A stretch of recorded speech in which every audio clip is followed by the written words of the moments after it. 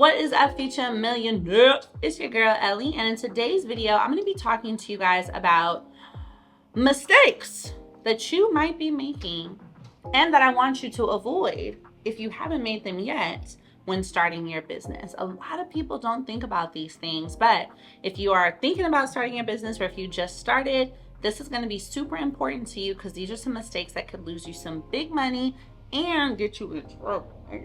So grab your notebook, grab a pen, and let's get into these gems. Ellie talks money to create the better days. Business, money, life, the Ellie way.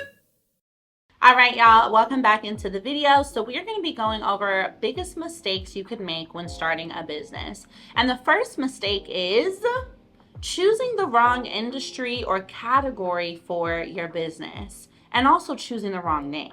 So when you form your LLC, there are some higher risk industries that you want to stay away from. And the reason why you want to stay away from them is because being in these higher risk industries is going to cause you to not be able to get as much business credit because lenders don't always want to lend to these kinds of companies due to the fact that they are high risk. And so some of these include things like trucking, real estate, credit repair, even vending, right? So we have to be really creative with the names and industries that we choose for our businesses because it can have a negative effect. Anything cash or bail bonds, I don't know if any of y'all are interested in opening up a bail bonds company, but it is definitely considered high risk. The ones that probably relate the most to you are car rental, transport, trucking. I also want you guys to pay attention to those as well, and real estate. Now you're probably thinking, but what if I do want to open a real estate company? You can open a real estate company, but here's what I recommend to you. Really look at what area of real estate are you in. Are you going to be buying and holding property? Are you flipping property? And even if you do want to be in real estate, you can call your LLC, your first and last name Enterprises, or your first and last name Holdings, or your first and last name Management. And if you are going to be buying and holding, then your industry type could be property management. There are different ways that you can have your LLC without necessarily publicizing that you want to use it to go and buy real estate. Typically, a really good way to leverage LLCs if you are a real estate investor or want to become one is to put the home in the name of the LLC once you have acquired it. And this is how a lot of my real estate investor friends and students will separate their properties, as each one is owned by its own LLC. But your business where you actually go and get funding is perhaps listed as a consulting company or general business or a property management, and etc.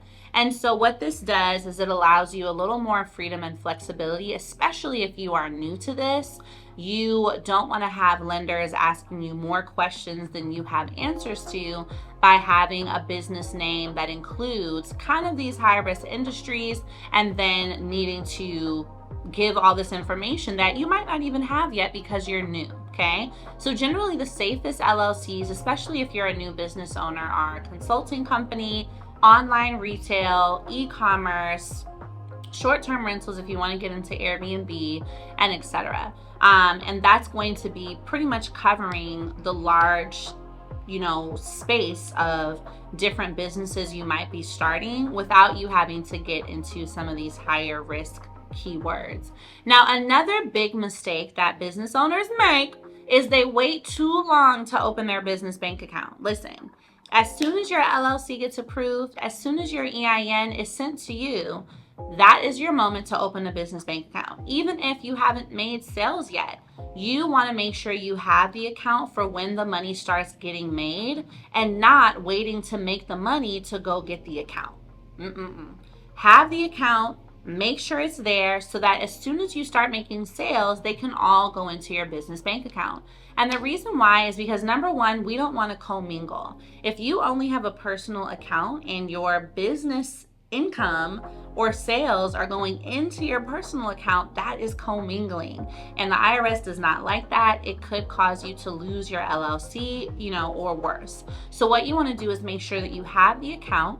so that when you start making sales, you can automatically direct your ACH transfers to go into your business bank account. So some business bank accounts that you can open pretty quickly and for not a lot of money are Novo Bank, which is online. You can also open up a Chase account. I believe their minimum deposit is still $25. You can also open up an online account with Bluevine. And these are great because, again, no minimums. Pretty much you can get your account open within the first 2 days. It's very quick. And so you're able to have that ready for you when that money starts coming in.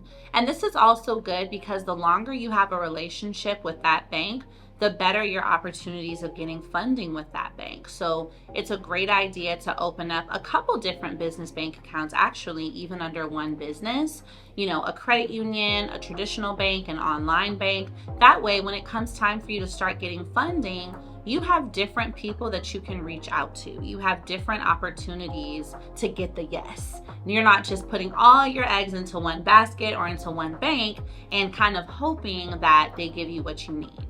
Now, a third mistake, and I know some of y'all in here are doing this, is not using a payment processor in your business and always using Cash App, Venmo, and Zelle. We gotta stop this, y'all. We gotta stop it. I have no shade on Cash App. I use Cash App to send money to my brother every so often, but Cash App and Venmo and Zelle are not the best ways to document business income. You should be using a payment processor like Stripe, Square, QuickBooks, PayPal. These are better because number one, they're actually set up to receive and categorize business payments. And as well, when you use those payment processors, not only is that going to be more upstanding when lenders are reviewing your application for financing, but as well, within those payment processor companies, you're able to qualify for credit. So the more that you use Stripe, the more that you use PayPal, the more that you use QuickBooks, you are able to qualify for their capital programs, which allow you access to funding through them because you're using that payment processor. Cash App doesn't offer capital. Venmo, I'm very much sure it doesn't offer capital. Zelle doesn't offer capital. So this is why it's important. You can definitely use Cash App and Venmo for things like, sending gifts to friends and family, maybe small things here and there, but as a consistent means of receiving payment in your business, no. You want to make sure that you're using a payment processor that is backed by a lender, and as well that is connected to your business bank account to really give yourselves those best opportunities. So I want to know, which of these mistakes are y'all making the most? And don't be shy, this is a safe space. We can all share with each other. The reason why it's important to look at this is so that if you were already making this mistake, now you can correct it. And if you haven't quite gotten started, now you know exactly what to avoid. So I want you guys to comment below part 2, if I should do a part 2 to this, which I'm pretty sure I will. But also let me know any questions that you have on this so that I can make a video answering your questions directly. Okay? See y'all in the next one. Bye.